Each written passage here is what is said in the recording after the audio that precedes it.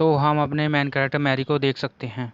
वह एक famous writer थी, पर उसने बहुत दिनों से कुछ राइट नहीं किया था। वह अपने परिवार को टाइम देना चाहती थी, जिसमें उसका एक हस्बैंड, बेटा और बेटी है। उसे लगता है जब वह राइट करती है तो वह अलग पर्सन बन जाती है, जो फिर से बनना नहीं चाहती। इसी वजह से वह राइटिंग से बच रही थी। पर एक दिन उसके पब्लिक हाउस से उससे कुछ लोग मिलने आए। कुछ अलग बहाना बनाकर उन्होंने ये मीटिंग फिक्स की थी, और मीटिंग में वह कहते हैं कि तुम्हें हमारे लिए एक बुक और लिखनी है, और उन्होंने उसे ऑफर दिया। पर मैरी इस ऑफर को देखती भी नहीं और वहाँ से चली जाती है। जाते जाते पब्लिशिंग कंपनी वाली औरत उससे कह के गई, ये जो चीज़ें मिली हैं वो हमारी वजह से मिली हैं, तुम शायद अपने स्ट्रगल भूल रही हो। मैरी इस पर गुस्सा हो गई, पर इस बात को वह इग्नोर कर देती है। रात को मैरी का पति टॉम घर आया और इस ऑफर को देखकर, ये $2 मिलियन की थी। इतने सारे पैसे मैरी ने पूरी बुक लिखकर भी नहीं कमाए थे। इस बात से वह काफ़ी ज़्यादा सरप्राइज हो गया। वह मैरी से कहता है कि तुम्हें इस बात को काफ़ी सीरियस लेना चाहिए। वह मैरी को डायरेक्टली कुछ बता नहीं पा रहा था, इसलिए वह रात को बात करता है। हमने जो पैसे सेव करके रखे थे आदि तो उसने वेस्ट कर दिए, पैसे उनकी रिटायरमेंट के लिए थे। पर मैरी इस बात से काफ़ी डिस्टर्ब हो जाती है। अब उसे ये बुक लिखनी ही पड़ेगी, क्योंकि उसके अलावा उसके पास दूसरा कोई ऑप्शन नहीं है। अगले दिन मैरी अपने दोस्त के साथ इस पार्क में गई हुई थी, सारी प्रॉब्लम बता रही थी। मैरी अपने बच्चों के लिए बैरी करती है। अगर वह बुक लिखेगी तो वह अलग पर्सन बन जाती है, अपने बच्चों का अच्छे से ख्याल नहीं रख पाएगी। एलन कहती है कि अपने बच्चों का ख्याल रखने के लिए तुम एक लड़की हायर कर सकती हो।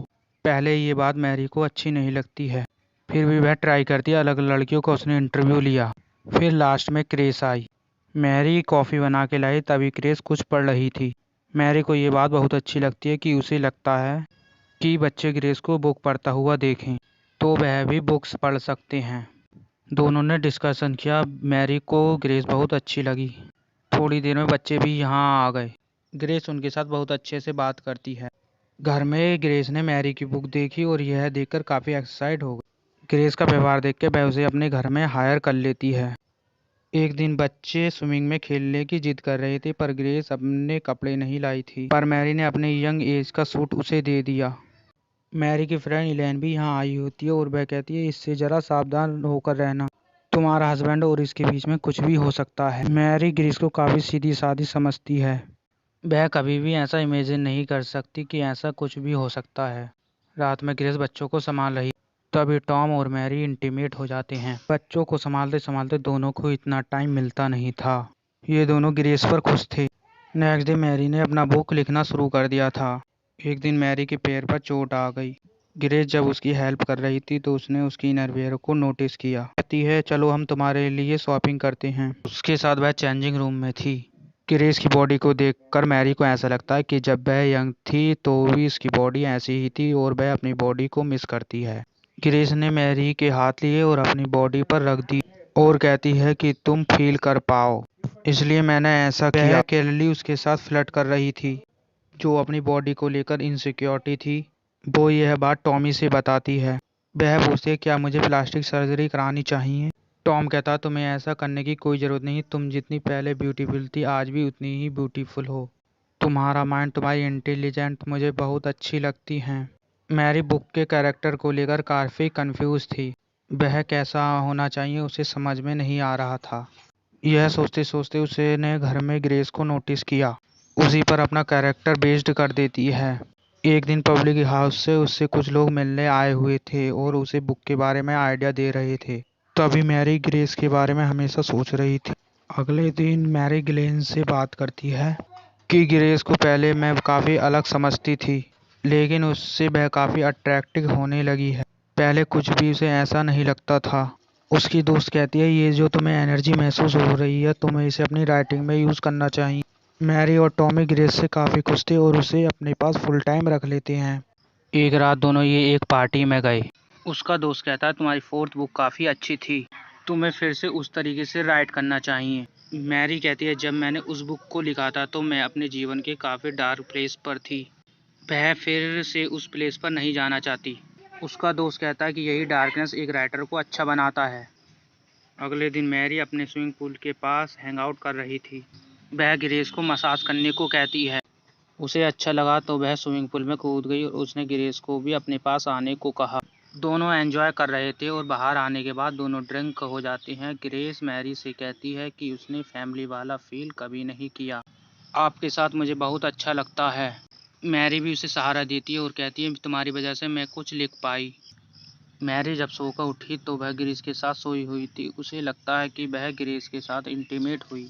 मैरी पहले जब यह राइट करती थी तो क्या रियल क्या फेक वह नहीं समझती थी, तो उसे पता नहीं वह ग्रेस के साथ इंटीमेट हुई या नहीं। नेक्स्ट डे ये सब बच्चों का प्ले देखने गए और वह ग्रेस से बात करती है और कहती है कि कल जो हुआ वह फिर से नहीं होना चाहिए। ग्रेस कहती है कल तो ऐसा कुछ भी नहीं हुआ। मैरी को लगता है कि ग्रेस उसकी बात को समझ गई। मैरी ग्रेस को अपने मन से नहीं निकाल पाती है। एक दिन बात लेते हुए वह इमेजिन करती है कि ग्रेस उसके पास है और उसे मैनिपुलेट कर रही है। अब बुक का काम काफ़ी बढ़ गया था। बच्चे डिस्टर्ब न करें इसलिए टॉम बच्चे और ग्रेस को लेकर एक रेस्टोरेंट में चला जाता है। ये बात इलेन नोटिस करती है कि टॉम और ग्रेस के बीच अफेयर चल रहा है। टॉम ग्रेस को लंच करते हुए काफ़ी अलग लगती है, पर वो आज काफ़ी अलग लग रही है। वह टॉम को रिझाने की कोशिश कर रही होती है पर यह भी वर्क कर रहा होता है। टॉम कहता है तुम आज काफ़ी अलग लग रही हो। फाइनली आज मैरी ने अपनी बुक पूरी कर ली थी। इसी को सेलिब्रेट करने के लिए वह ग्रेस को एक लेक पर लेकर जाती है और यहीं पर ड्रिंक करने लगते हैं। ग्रेस मैरी को किस करने लगती है। मैरी ने उसे रोक लिया और कहती है ये सब गलत है। मैं जब तुम्हें देखती हूँ तो अपने आप को पाती हूँ। तुम बहुत परफेक्ट हो पर हम ये नहीं कर सकते। जब वह घर वापस आने के लिए आए तो किसी ने उसकी साइकिल का पंचर कर दिया था, तो रात को घर लेट पहुंचते हैं।